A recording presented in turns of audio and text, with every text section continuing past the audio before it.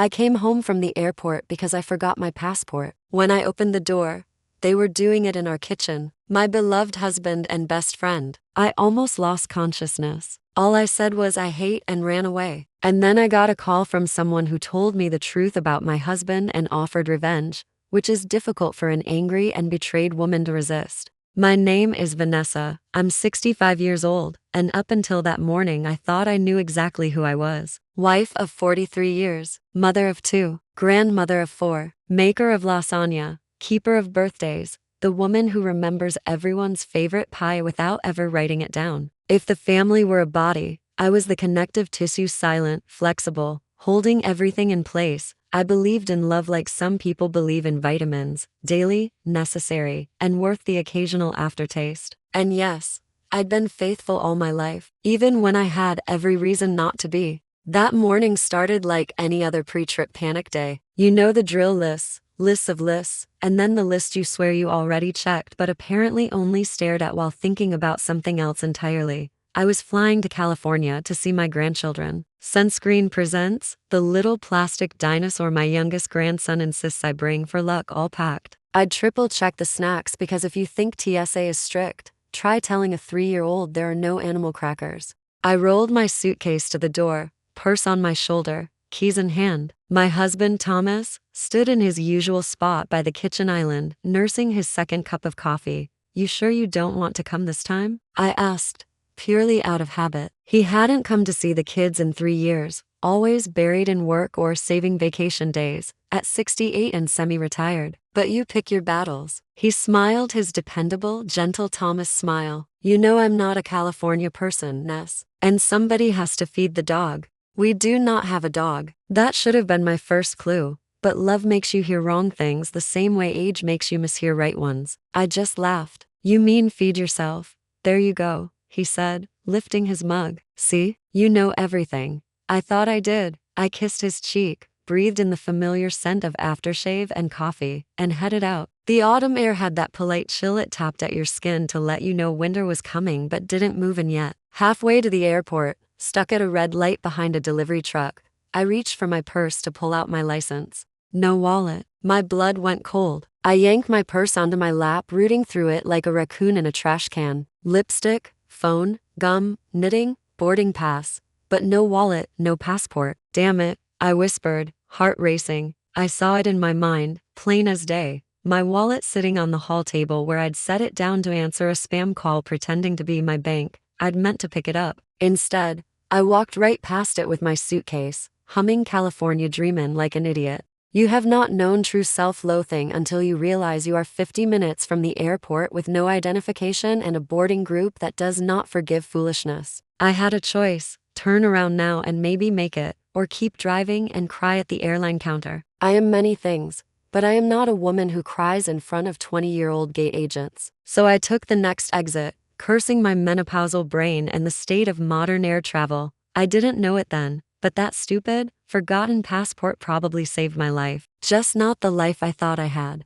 Our house is a nice, modest 2-story place in a quiet New Jersey suburb. White siding, blue shutters, roses I coax along every year like misbehaving children. The neighborhood is the kind of place where people wave while walking dogs and pretend not to notice when the recycling bin rattles with too many wine bottles. My car crunched up the driveway gravel, and I was already strategizing. Grab wallet, maybe change my shirt. I'd worked up a sweat and head right back out. 15 minutes, tops. The airline gods would just have to put me on the next flight. My daughter would roll her eyes. We'd blame Nana Brain, and life would go on. The first thing I noticed was the other car. A deep blue Lexus parked 2 houses down, tucked behind Mrs. Patterson's hydrangeas like it was shy. I'd recognize that car anywhere. I'd gone with her to pick it up. Claire's car. My best friend of 35 years. Of course, I muttered. Now she shows up early. Claire and I have the kind of friendship built on carpool schedules and PTA meetings and shared eye rolls across crowded bleachers. When my mother died, she held my hand in the front pew until my fingers stopped shaking. When her son flunked out of college, I drove over in pajamas with a casserole and a box of tissues. We are, as they say, ride or die. Or we were. I didn't think much of her car being there. She had a key. Maybe she'd come to drop off a good luck pie or one of those travel kits she liked to make with hand sanitizer and throat lozenges. Claire loves a themed basket. I pulled into our driveway, my tires crunching the gravel louder than usual in my memory now. In the moment, though, it was just background noise, like the birds in the maple tree and the distant hum of a leaf blower. The front door was unlocked. That I noticed. I'm religious about locking doors. I grew up in a town where you didn't, and then I watched the news for 40 years. Habit changed. Thomas, I called as I stepped inside, my voice bright and casual. I forgot my passport. You're allowed to mock me for the next decade. No answer. Just the low murmur of voices. The hall smelled like coffee and something else. Warm, savory, like sauteed garlic and rosemary. For a heartbeat, my brain latched onto that. Oh, he started lunch. How sweet. Then I heard it. A sound I'd recognize anywhere. A woman's low moan. It's a strange thing, hearing a sound so intimate and knowing instantly that it's wrong. It was like hearing my own name spoken in a stranger's voice. Familiar, yet utterly alien. I froze in the doorway, my fingers clenching around the strap of my purse. From the kitchen came a breathy laugh. Claire's laugh, followed by a man's voice, my husband's lower, thick with something I hadn't heard in it directed at me in years. Keep your voice down, he whispered, chuckling. She's probably halfway to TSA by now. My body moved before my mind did. I don't even remember crossing the hall. 1 second I was rooted to the rug, and the next my hand was on the kitchen doorway, pushing it open, every nerve in my body humming like a wire in a storm. They were on the kitchen table. My kitchen table. The one I'd polished the night before. The one that had held birthday cakes and Thanksgiving turkeys and the occasional school project that required a large flat surface. Please, Nana?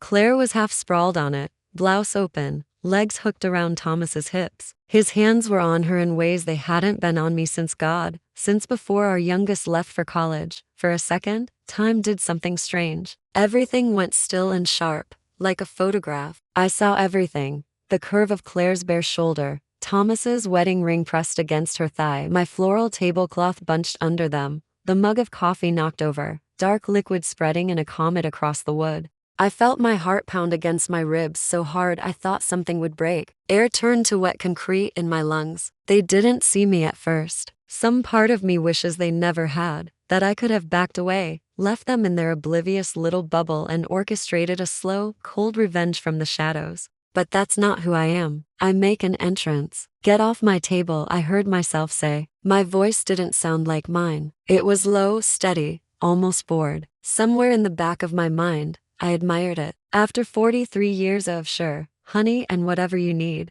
apparently my vocal cords could still do menace. They both jerked around. Claire's eyes went wide, then wider, then flooded with a kind of horror I might have pitied in another life. Thomas went pale and then flushed, mouth opening and closing like a trout gasping for air. Vanessa, I thought you'd, he stammered. Be gone. I finished for him. Yes, clearly. Claire scrambled, tugging her blouse together, sliding off the table so fast she nearly fell. She grabbed at her skirt, at her dignity, at anything. Van, listen, she started. I raised a hand, palm out. It was either that or I'd wrap it around her throat, and I'm far too pretty for prison orange. I started, and then I stopped. I don't know why. I could have finished the sentence. I had a whole menu of words: what I hate, who I hate, how much, in what order, in what vivid detail. But the world narrowed into a tunnel, and the edges went fuzzy. My vision pricked with white dots. If I stayed, I might actually pass out right there on the tile, give them the satisfaction of seeing me collapse. So I did what any self-respecting woman does when the universe drives a railroad spike through her chest. I turned on my heel and ran. I don't remember going down the hall. I don't remember opening the front door. I remember the sudden slap of cold air on my face like a blessing, like a hand yanking me out of a burning house. I half stumbled,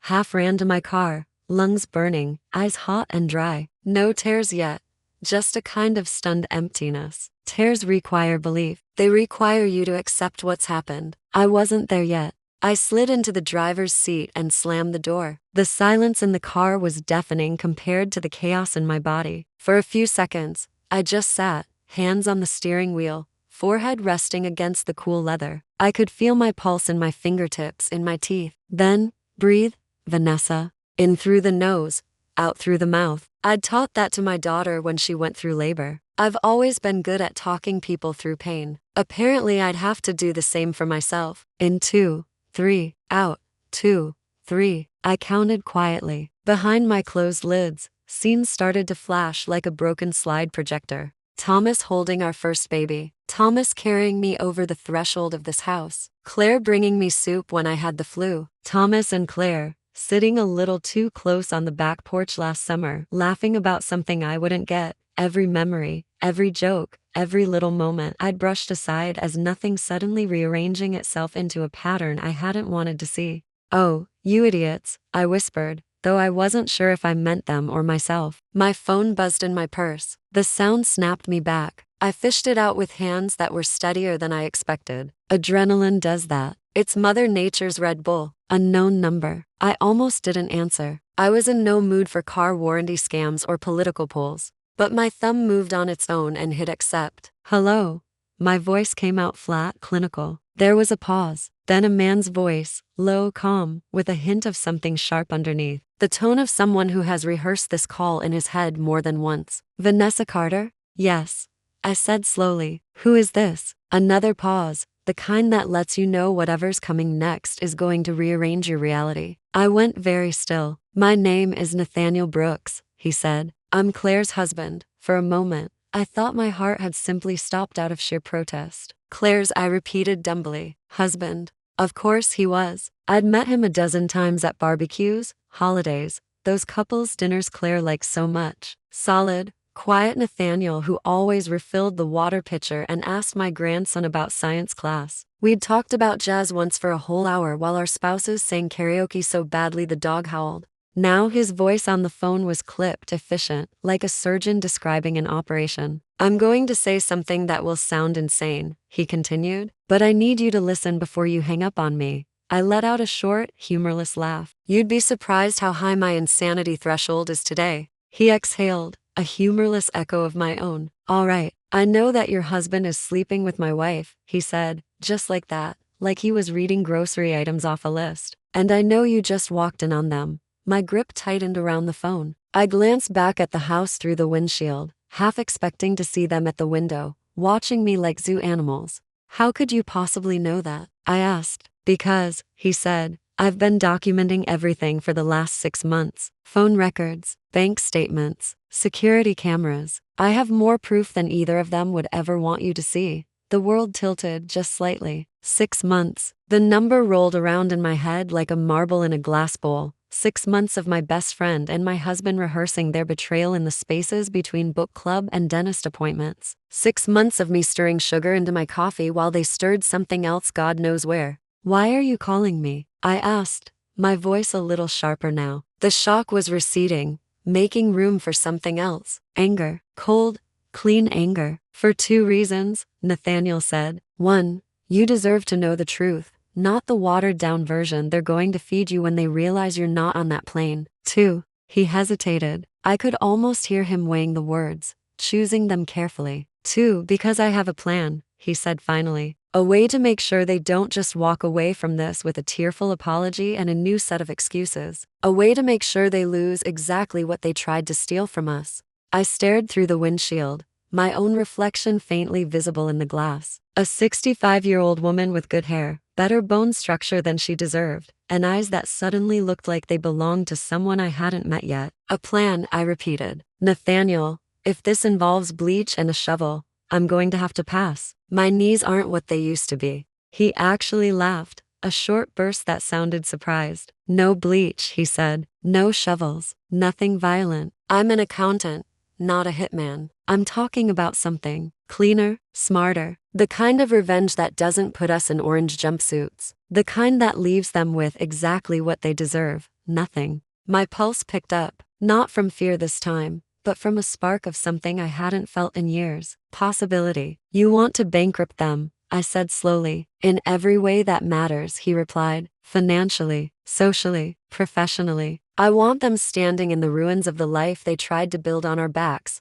wondering how they miscalculated so badly." There was a dangerous satisfaction in his voice that matched something twisting awake deep inside me. "Once, a long time ago, I'd known a man who talked about life like that, who saw patterns and moves and counter moves, who made my blood run hot with the way he looked at me and the way he looked at the world, like everything was a puzzle he could solve. I banished the thought as soon as it surfaced. I hadn't allowed myself to think about him in years. Not really. Not beyond the edges of dreams I never admitted to. I'm a grandmother, I said, more to myself than to him. I make banana bread. I color with toddlers. I don't launch operations. Today you walked in on your husband and your best friend using your kitchen table as a cheap motel bed, Nathaniel said quietly. You are not just anything anymore. Silence stretched between us. I could hear distant traffic, a dog barking down the street, the faint hum of lawn equipment. Inside the house behind me, my husband and my best friend were probably scrambling into clothes, rehearsing their lines. We were drunk. It was a mistake. It didn't mean anything. We were going to tell you.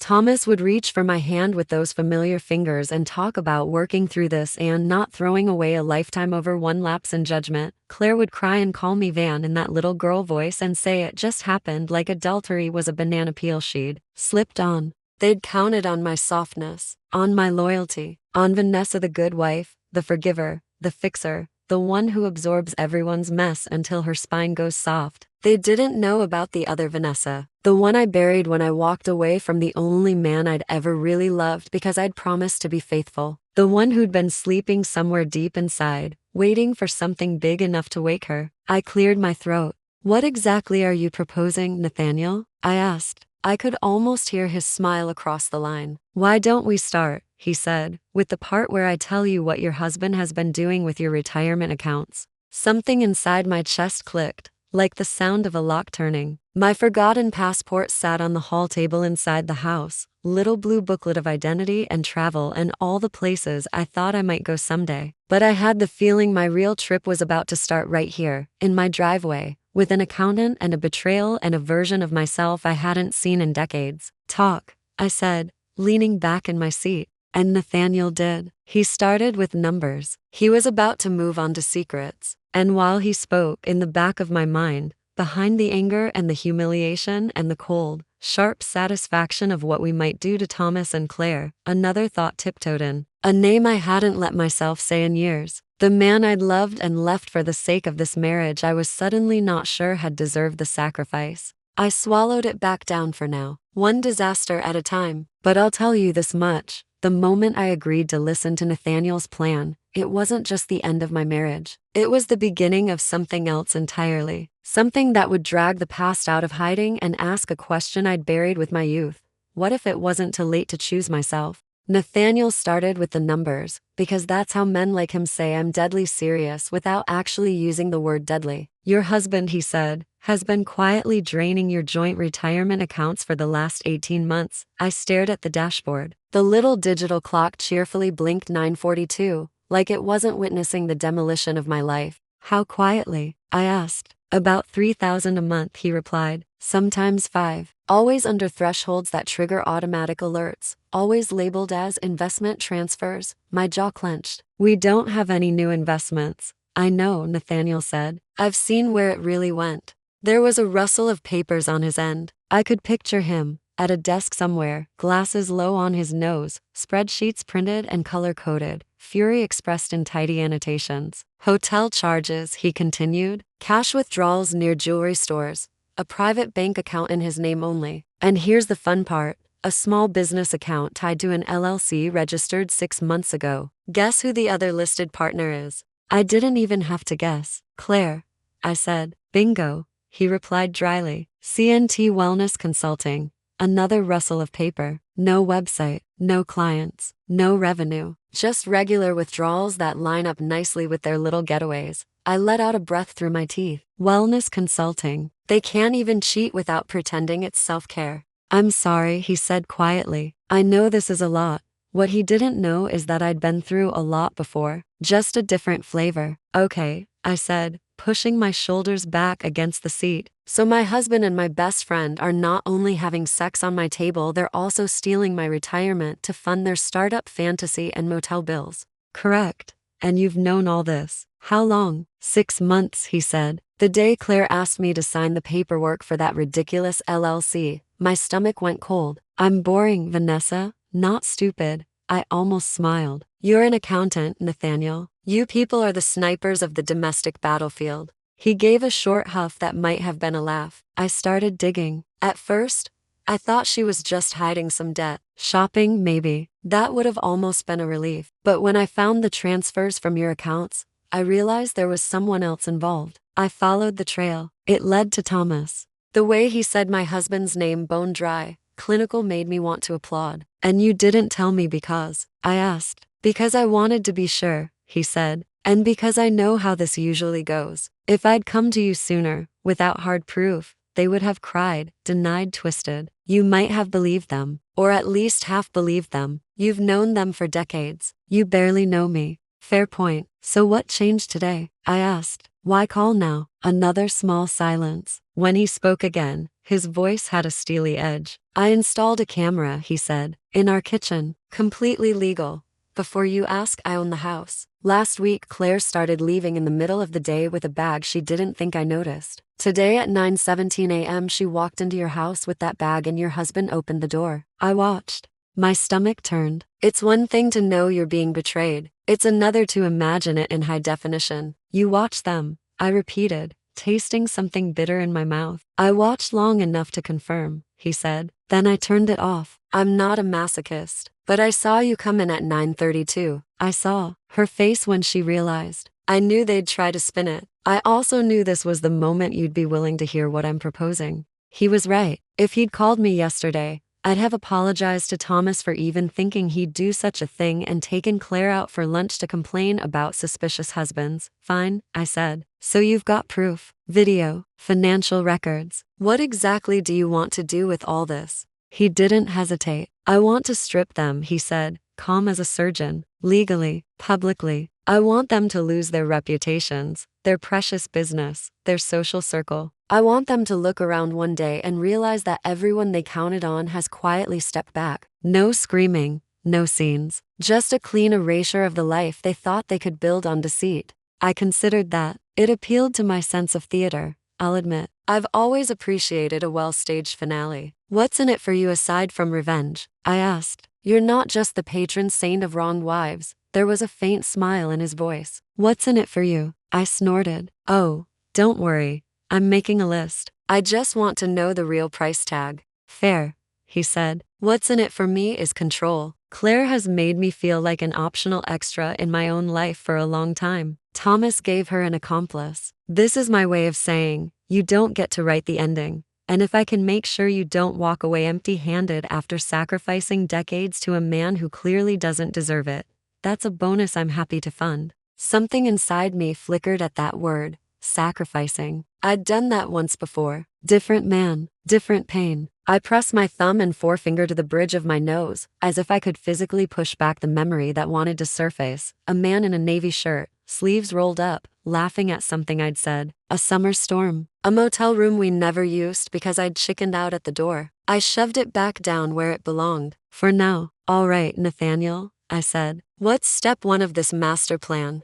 Step 1, he said briskly, is that you don't go back into that house without a clear head. Pack a bag later, after they're gone. For now, you drive to Oakwood Mall. There's a coffee shop on the 2nd floor, Java Junction. I'll meet you there in 45 minutes. We can go over everything in person. Why a mall? I asked, eyeing my reflection again. Planning to buy me a sympathy sweater? Because it's public, noisy and anonymous, he replied. We're two older people discussing paperwork. No one looks twice at that. And if either of them tries to follow you, they won't get far without you noticing. Fair. Paranoia seemed like an appropriate accessory for the day. And if I decide you're crazy and I don't want any part of this? I asked. Then you walk away, he said simply. You'll still have copies of everything I send you. What you do with them is up to you. But I think, once you see how deep this goes, you'll want in. He said it with quiet certainty that annoyed me purely because he was probably right. Text me a picture so I know who to look for, I said. And Nathaniel? Yes, if you are planning to murder anyone, do it after I leave, I said. I'm too old to run from the cops. This time he actually laughed. It was a brief, surprised sound, almost boyish. I promise you, he said. The only lethal weapon I'm bringing is a spreadsheet. On the drive to the mall, My brain did what it always does when there's too much pain in the present. It reached for the past. Not the safe past either. The dangerous one. I had met him when I was 48. That age where you've finally accepted that your jean size is not going back to what it was at 25, but your heart hasn't gotten the memo about being mature. He was consulting at Thomas's firm for 3 months, an outside specialist brought in to fix a mess of some kind. I never fully understood what it was. All I heard was words like risk, exposure, and we're damn lucky he caught it in time. His name was I stopped myself even in my own thoughts, like saying it would summon him into the passenger seat. Ridiculous, I know. Let's call him H for now. It's cowardly, but old habits run deep. H had dark blonde hair that always looked like he'd run a hand through it 5 seconds ago. He had that smile, the one that feels like an inside joke, even when you just met. More dangerous than any red flag is a man who makes you feel like you've known him forever.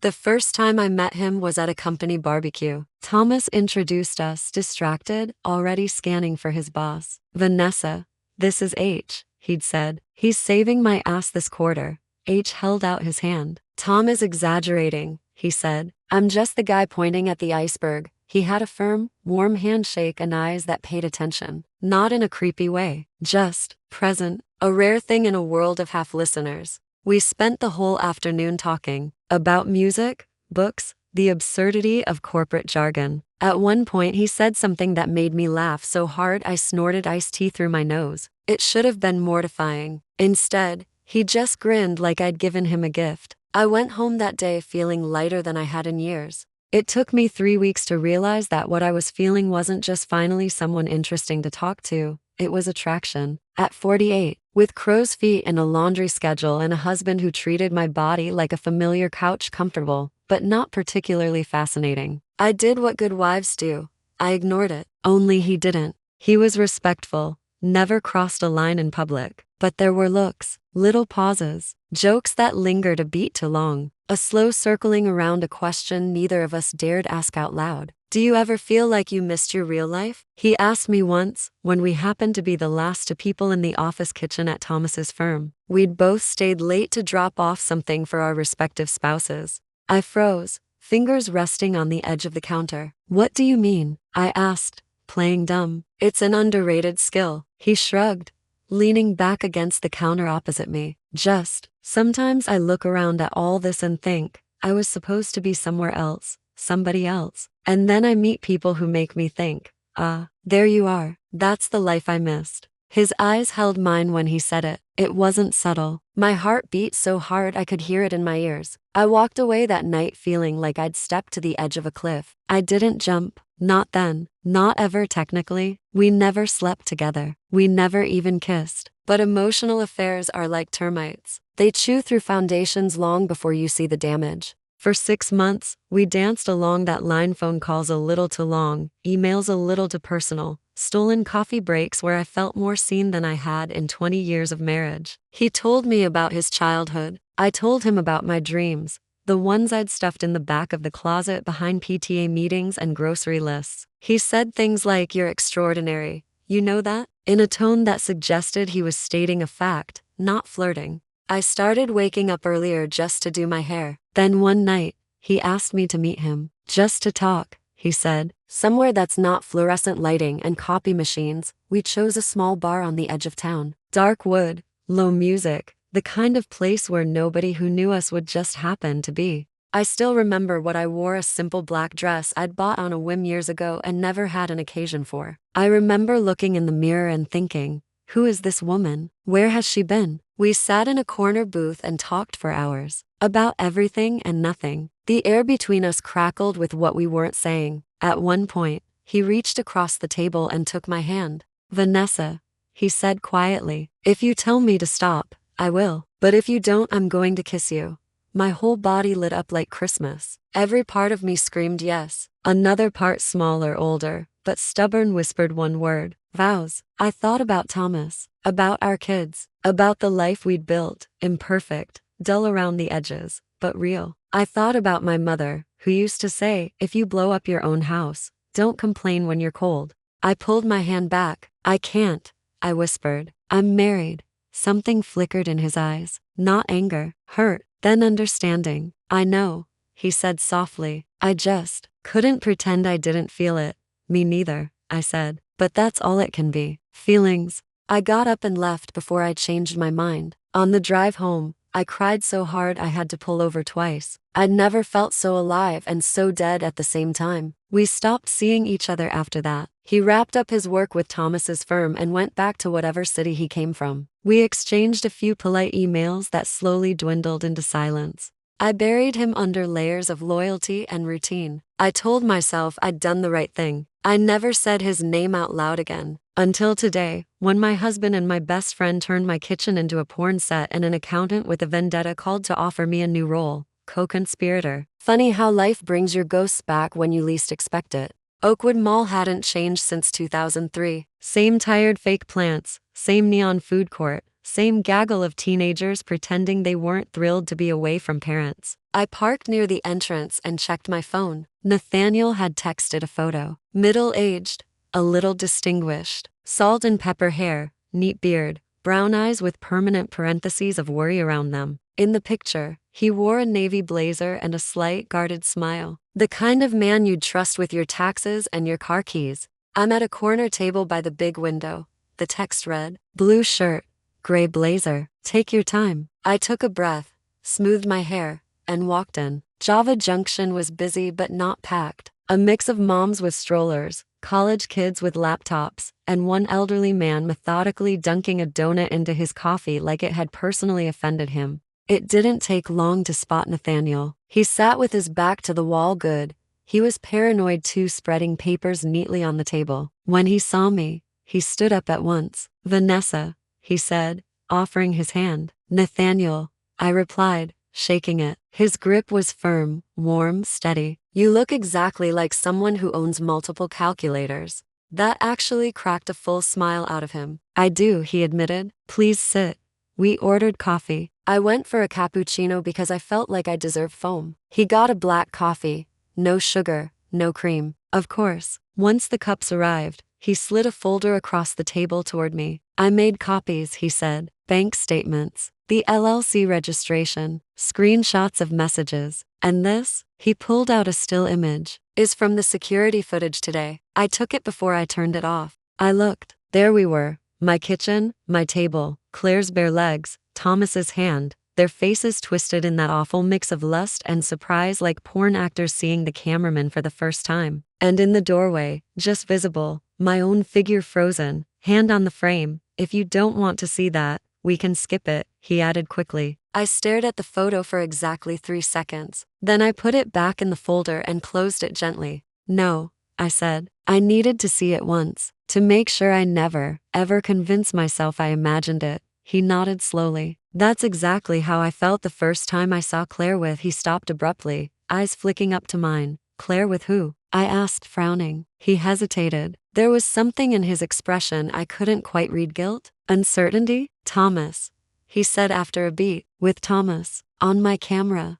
He was lying. Maybe only partly, maybe by omission, but the way his voice dipped told me there was more. I filed that away for later. Right now, I had bigger fish to fry than his selective honesty. So, I said, leaning back, walk me through this heist of souls you're planning. How do we reduce our cheating spouses to socially bankrupt rubble without breaking a law or a nail? He smiled, but it didn't reach his eyes. All right, he said, here's the outline. First, we secure ourselves your finances, your legal position. Then we let them think their little wellness empire is about to take off. We feed it, carefully, with what they want most. Reputation, money, attention. And then, he tapped the folder with one finger. We pull the rug so hard they'll spend the next decade spinning. I sipped my coffee, heat spreading through my chest. And while we're doing all that, he added softly, we give you something you haven't had in a very long time. What's that? I asked. A life that belongs to you. For a moment, the noise of the mall faded. I saw myself not as a betrayed wife, but as someone standing at another kind of edge. At 48, I'd chosen my vows over my heart. At 65, my vows had been ground into dust on a kitchen table. Maybe this time, I didn't have to choose between loyalty and myself. Okay, Nathaniel, I said, setting my cup down with a soft clink. Let's burn their paper castle down. Tell me everything. He opened his laptop, the screen glowing between us like the start of a ritual. As he began to explain step 1 transfers, freezes, quiet signatures, I felt that other presence again at the edge of my thoughts. The man I'd loved and left. Somewhere in the world, he was living a life that might have been partly mine. I wondered if he ever thought of me. I wondered what he'd say if he could see me now, sitting in a mall coffee shop, plotting financial warfare with an accountant. Probably this. About damn time, Vanessa. I didn't know yet that Nathaniel's plan was going to reach all the way back to that unfinished chapter of my life, or that the next name I'd see on one of his spreadsheets would stop my heart in my chest. But that's the thing about revenge and love. They're both much more connected than polite people ever admit. Nathaniel's laptop glowed like an interrogation lamp between us, illuminating the neat lines of data he'd arranged with the precision of a man who alphabetizes his spices and probably irons his socks. I leaned forward, bracing my elbows on the table, ready for another punch to the chest. Here, he said, tapping a column. This is where it gets interesting. I sipped my cappuccino, preparing myself. I'd already discovered my husband was a thief, my best friend a walking glitch, and my kitchen table a crime scene. At this point, what else could shock me? Turns out, quite a lot. You'll notice, Nathaniel said, these payments aren't just to hotels. Some go to a consulting firm. A legitimate one. Very legitimate. Very expensive. I raised an eyebrow. Expensive as in, what?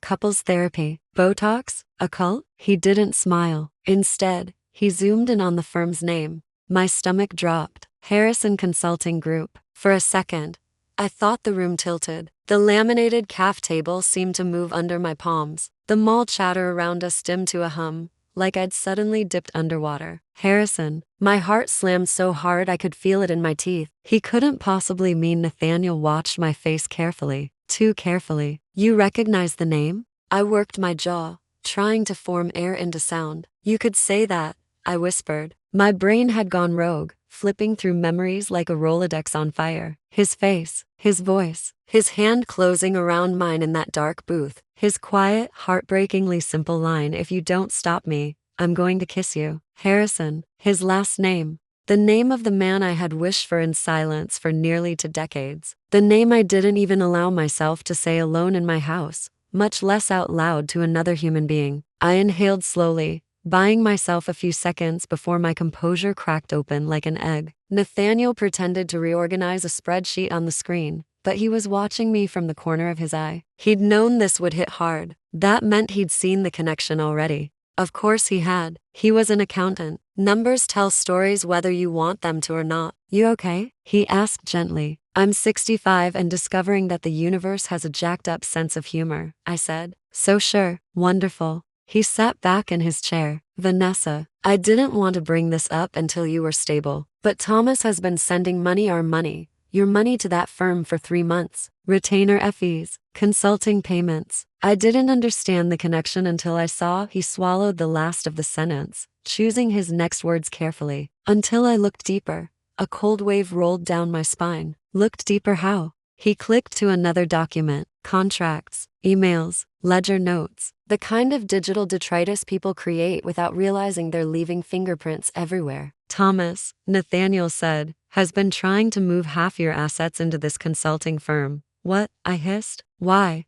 To hide them, he said, or possibly to transfer them to someone else. That someone is listed as a senior consultant in the firm. He hesitated just long enough to twist the knife. Harrison, first name. I know his first name. I snapped too quickly. Nathaniel nodded. I assumed. I sat back, pressing a hand against my ribcage like I needed to keep my heart from tearing out. It doesn't make sense, I murmured. He wouldn't. He would never. But how would I know? I hadn't spoken to H in nearly 17 years. For all I knew, he had reinvented himself, become a ruthless corporate shark, the kind of man who takes what he wants and damn the consequences. Or maybe Thomas had pulled him into something without his full knowledge. Or maybe stop. Speculation was a drug, and I was already high enough on adrenaline for one lifetime. I took a deep breath, straightened my back, and leveled my voice. Tell me everything. Nathaniel clicked open a chain of emails. Not the content, he didn't have that level of access, but the metadata. Your husband has communicated with Harrison's firm 15 times in the past 2 months, he said. Twice in the past week. My mouth went dry. As far as I can tell, he continued, Thomas is trying to move assets in a way that will be difficult to trace. Risky moves. Sloppy, actually. Shows panic. Has Claire seen these? I asked. No, I almost smiled. But there wasn't enough joy in me for that yet. She thinks she's running this whole affair off charm and kale smoothies. But Thomas is always 5 moves behind on anything financial. Nathaniel nodded. Exactly. Which is why this next part matters. He pulled out a manila folder thicker than the first and slid it to me. I started building our plan around their blind spots, he said. But as soon as I realized Harrison Consulting was involved, I changed course. My eyes narrowed. Changed how? By expanding the operation, he said, voice low. 2 targets aren't enough anymore. My spine straightened. You're not suggesting. I'm not accusing Harrison of anything, he said calmly. He might be an unwitting participant or just a man doing his job. But Thomas has linked you financially to this firm without your consent. That gives us leverage, options, a way to pull the rug out from under both Thomas and Claire and maybe uncover why your husband is funneling money into a company run by the man you clearly knew once.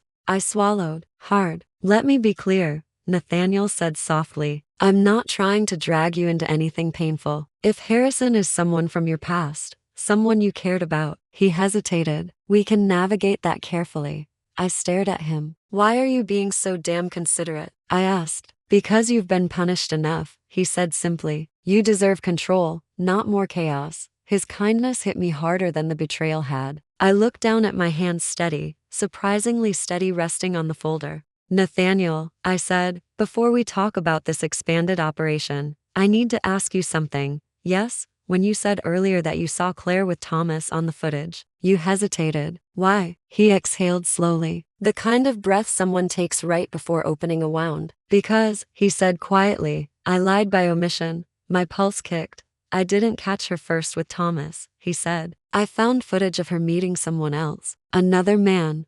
My skin prickled. Another man? He nodded. A man I couldn't identify. But he wasn't your husband. And he wasn't me. I leaned forward, voice sharpening. Describe him.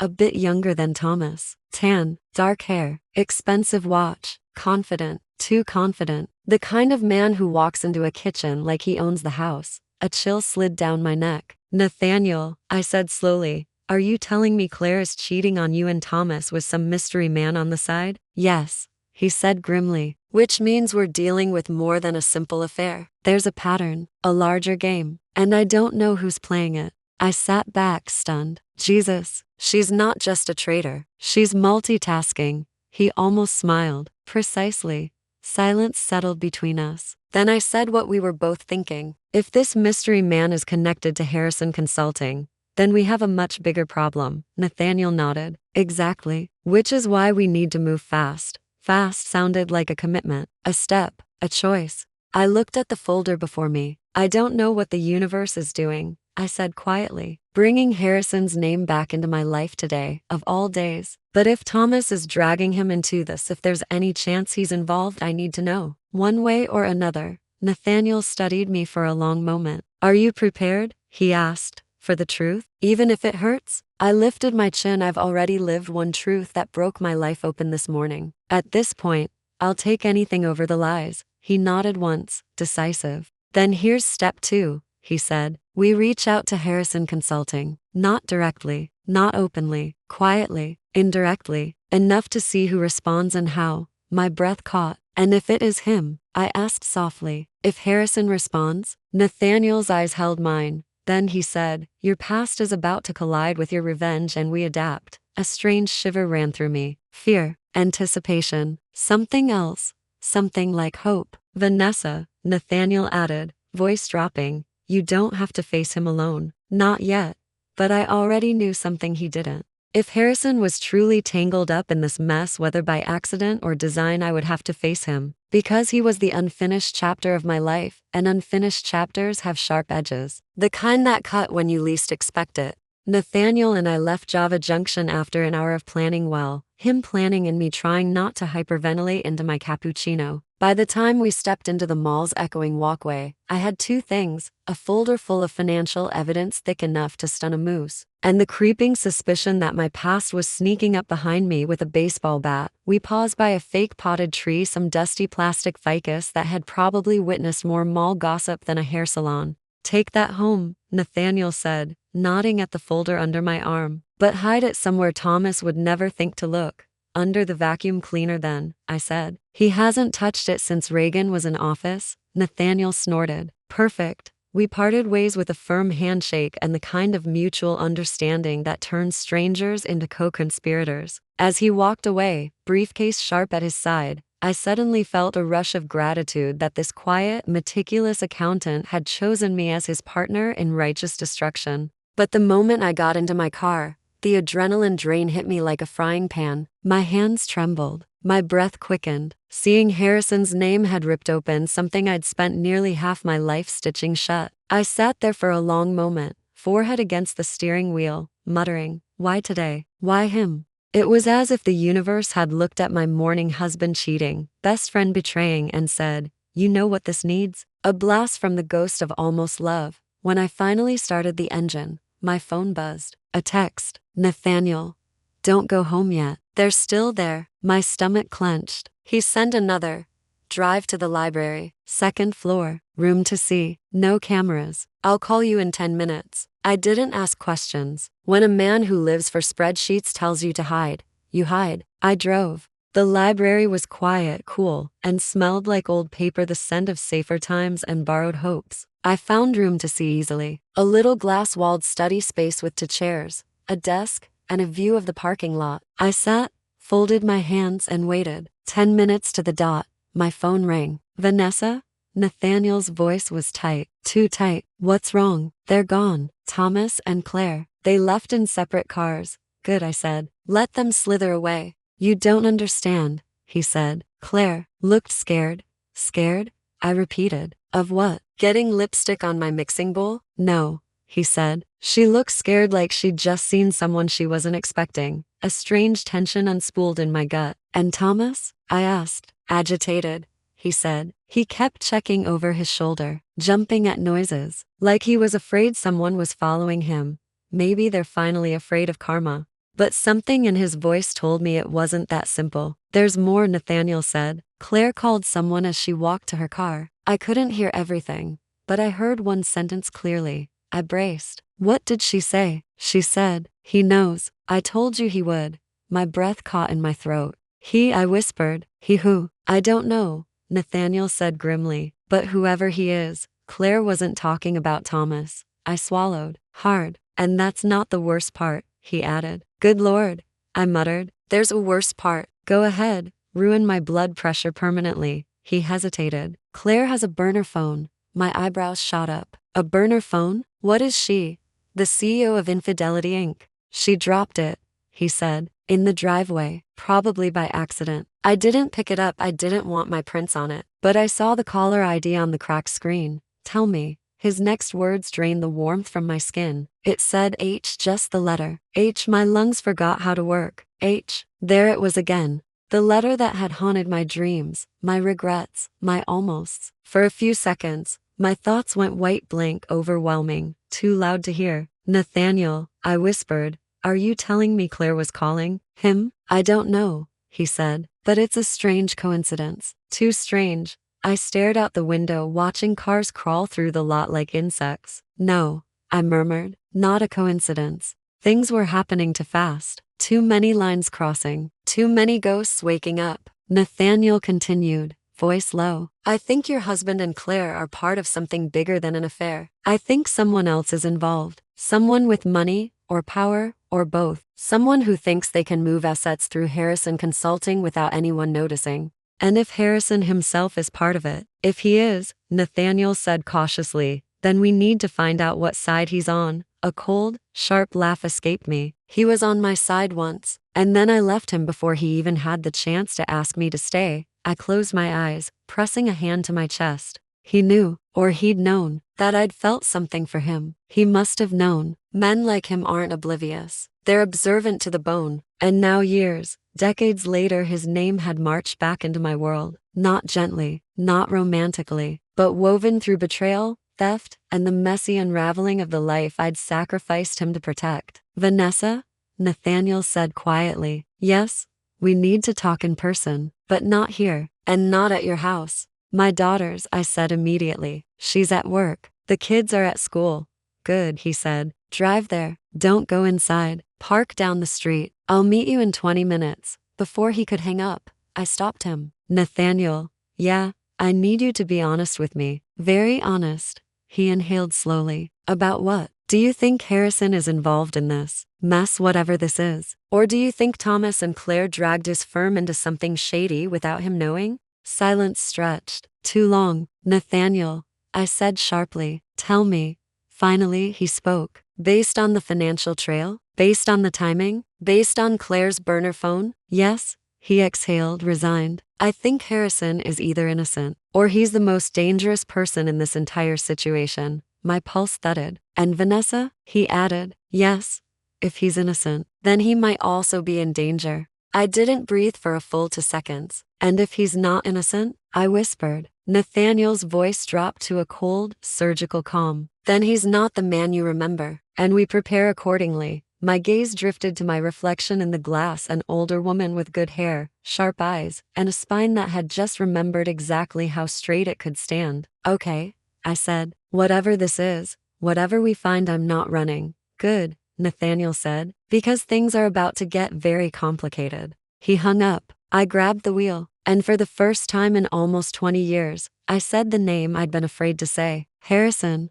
The sound of it filled the empty study room like a flare being lit. Somewhere out there was the man I'd once almost chosen. The man I'd walked away from because marriage meant promises. And my husband had broken every one of them. What are you involved in, H? I whispered. And why now? As I pulled out of the lot, I felt something inside me shift. Not fear, not heartbreak. Something older, stronger, sharper. Resolve. Whatever storm was blowing in, I wasn't letting it hit me blind. If Harrison was in danger, I would find him. If Harrison was dangerous, well, then this story was going to end with more than just revenge. It was going to end with truth. And God help the ones who'd tried to weaponize my past against me. I parked 3 houses down from my daughter's place, engine humming low like it knew better than to interrupt my thoughts. The quiet suburban street looked so normal, kids' bikes tipped on lawns, the mailman doing his slow, saintly route, a golden retriever enthusiastically barking at a leaf.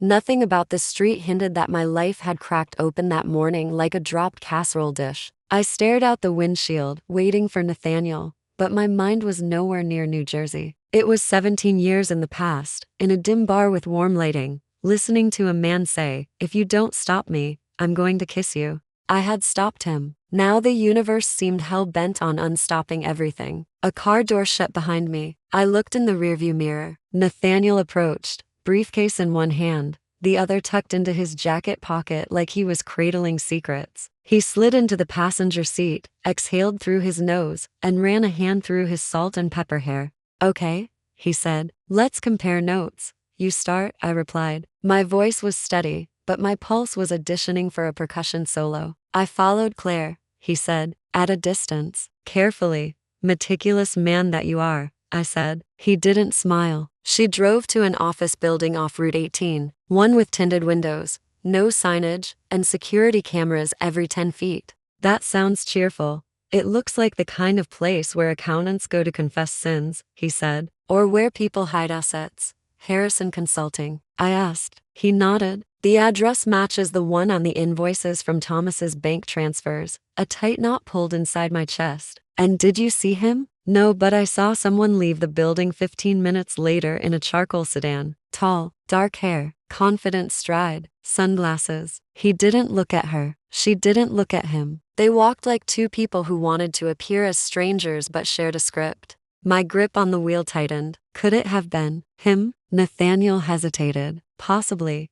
And Claire's burner phone? No new calls. But Vanessa. His voice lowered. Her burner wasn't brand new. It was scratched, worn on one edge. She's been using it for a while. Cheaters always need backup plans, I muttered. And evidently backup lovers. That, he said, is what worries me. Why? Because if she's juggling more than one man, then it wasn't just about Thomas for her. And if she's using Harrison Consulting to launder money or assets through their little fake wellness empire, then your Harrison might be a pawn. Or a player, I said quietly. Yes, he said. Both are dangerous. I opened the folder he'd given me earlier. The papers rustled like dry leaves. Bank transfers, LLC paperwork, partial email headers, a few printed screenshots of Claire's text logs predicting her next move like she was a squirrel Nathaniel had been tracking for seasons. I need to know who the man in the sedan was, I said. I agree, Nathaniel replied, but I need to warn you if it was Harrison, and if he's involved, even accidentally,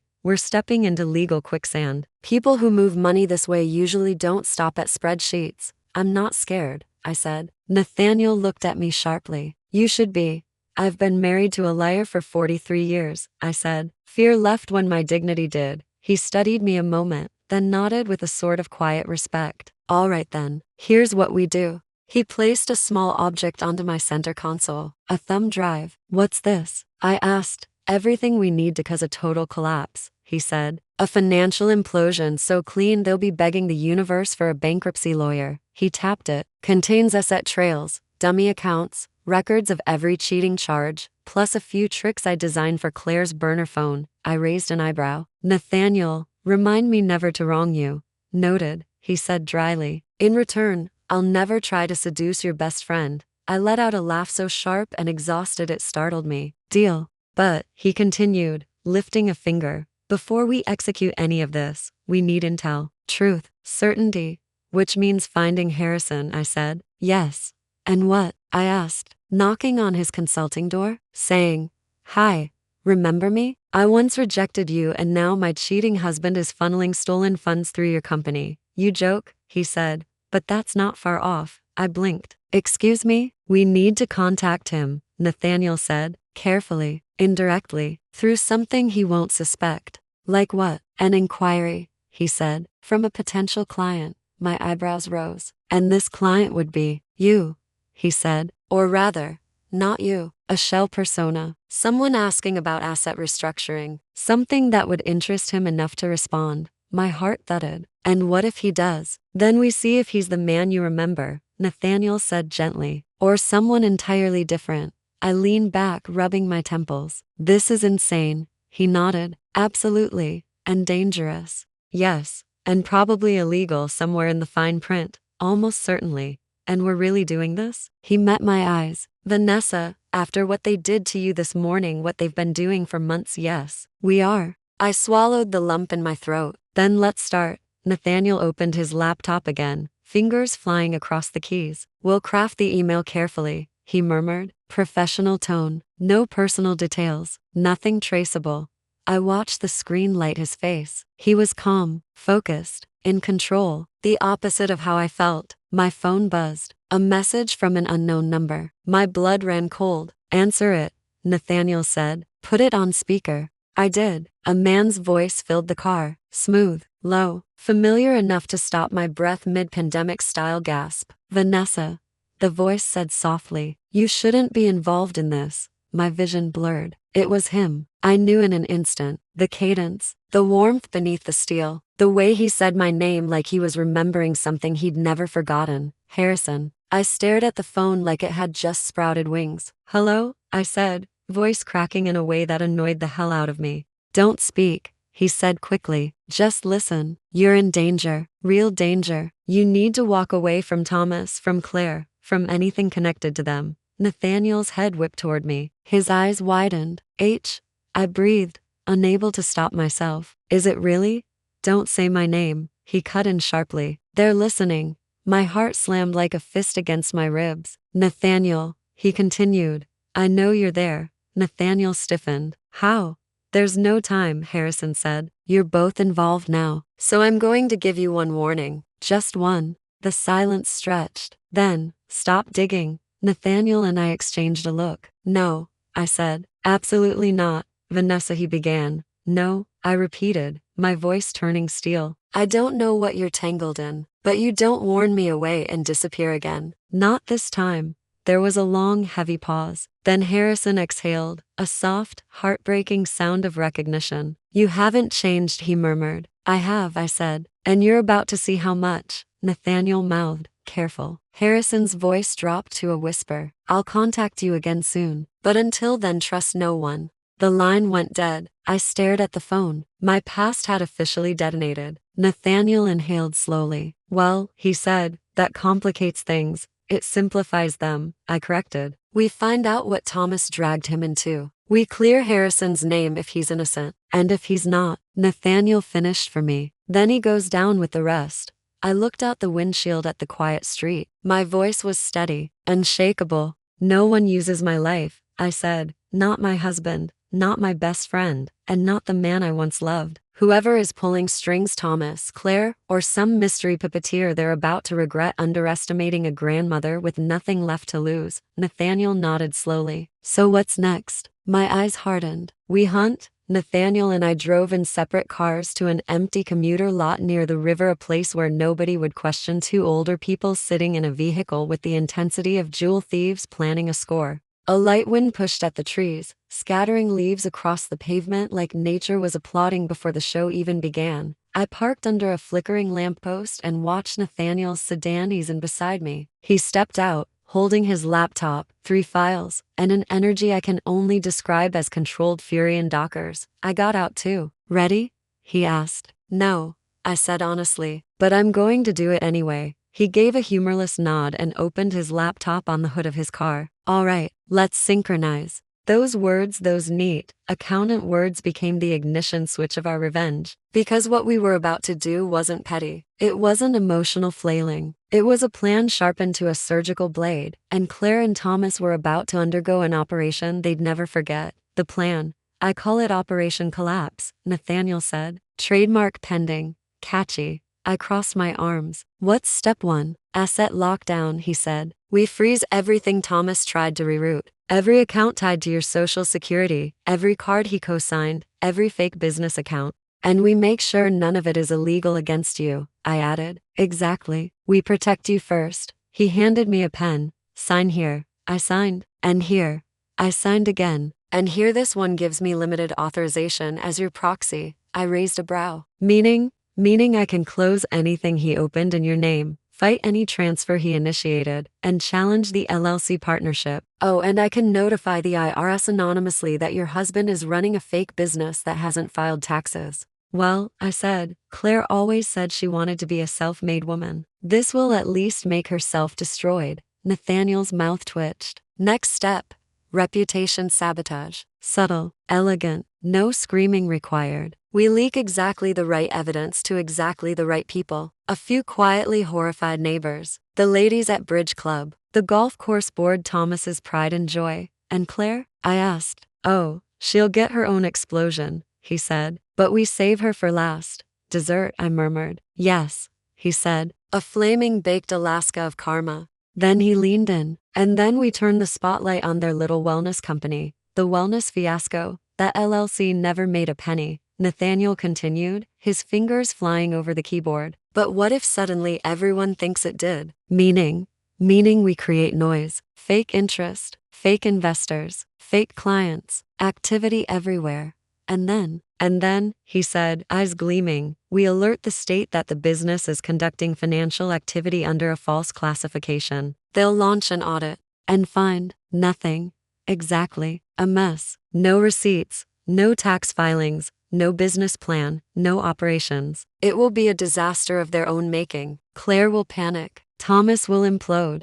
I crossed my arms, smiling slowly. "You're good at this." "I'm an accountant," he said. "We don't just balance books, we sharpen them." The wild card, Harrion. I cleared my throat. "Now tell me how Harrison fits." Nathaniel closed the laptop. He looked at me the way a doctor looks at someone who needs to sit before hearing news. "Vanessa," he said, "before we proceed, you need to know something."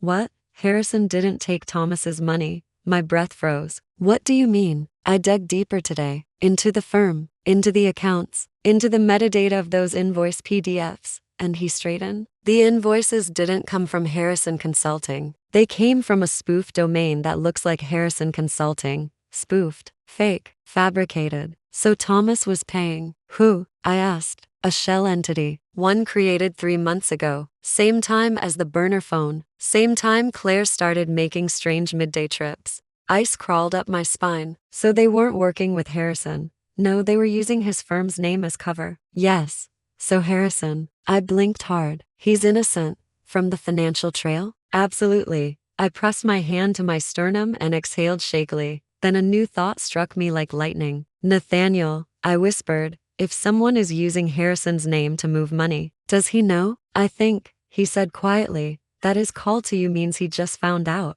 I stared at the pavement. The world around me seemed to zoom out, like I was standing on a moving walkway of fate. So Harrison isn't the villain, I said slowly. He's a target. Yes, Nathaniel said. And if the person using his name is the same man Claire met, the one with the expensive watch, I finished the sentence for him. That man is the real threat, Nathaniel nodded. And we're going to expose him. I took a long, steady breath. I want to talk to Harrison, I said. Nathaniel shook his head. Not yet.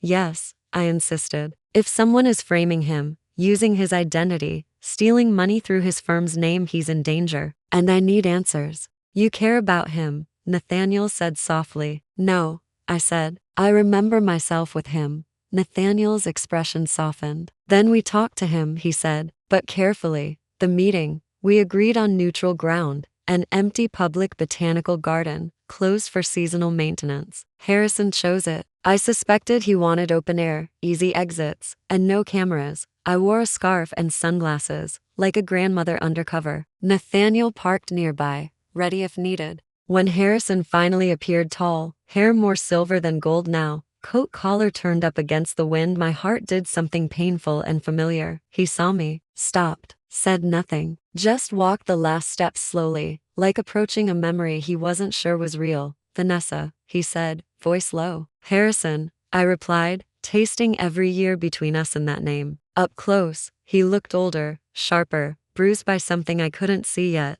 You shouldn't be involved, he said quietly. And yet here I am, I said. Funny how life works. He exhaled, a humorless laugh. You look the same, and you look like you've had enough trouble for one lifetime. A shadow crossed his face. I didn't know, he said, about the money, the emails, the fake invoices. I know, I said, but someone wants it to look like you did. He nodded. And that someone is using Claire as a conduit.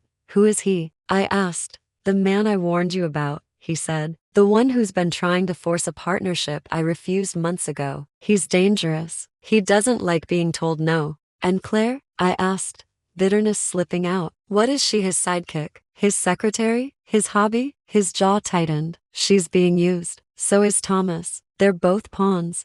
I blinked at that. Pawns. My betrayer's pawns. A more foolish pair of pawns had never walked this earth. And us? I asked quietly. What are we? Harrison met my eyes. Wild cards, he said. And wild cards ruin people like him. Something inside me straightened, an old confidence I hadn't felt since my 40s, when I'd walked away from him because I believed loyalty was more important than love. Harrison, I said softly, I'm not walking away this time. He inhaled sharply, like the words hit him somewhere old and bruised. I never asked you to, he whispered. The foul, Nathaniel joined us, and together we formed the unlikeliest alliance in New Jersey, a betrayed wife, a betrayed husband, and a man who once held my heart so gently I'd feared the world would crack it. Our combined evidence, Nathaniel's forensic finances, Harrison's internal documents, my personal testimony, created a perfect storm.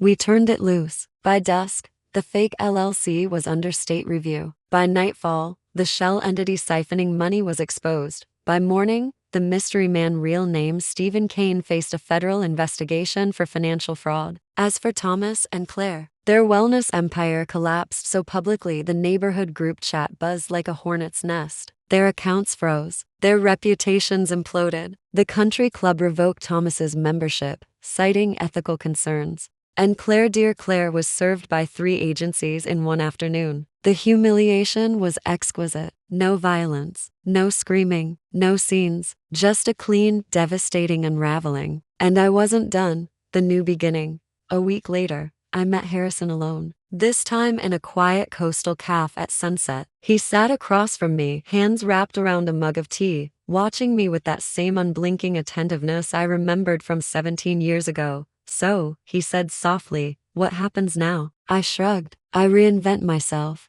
He smiled faintly. And where do I fit in that? I looked at him, really looked at him. He'd aged. I'd aged. But something between us hadn't. Harrison, I said gently, I spent almost 2 decades trying not to think about you.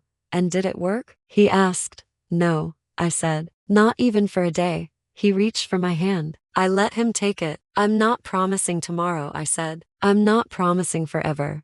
I'm not asking for forever, he whispered. Just honesty. And time. I smiled, feeling something warm and undeniable rise inside my chest. Good, I said, because I'm done sacrificing my heart for loyalty that isn't returned. When I left the cafe, the wind was cold, but the world felt startlingly, beautifully new. Behind me, betrayal shattered like glass. Beside me, two allies who'd never expected to cross paths. Ahead of me, a man I had once loved and maybe could again. And inside me, strength, clarity, fire. The version of Vanessa that had once almost leapt into a different life had returned older, wiser, sharper. And this time, she wasn't walking away.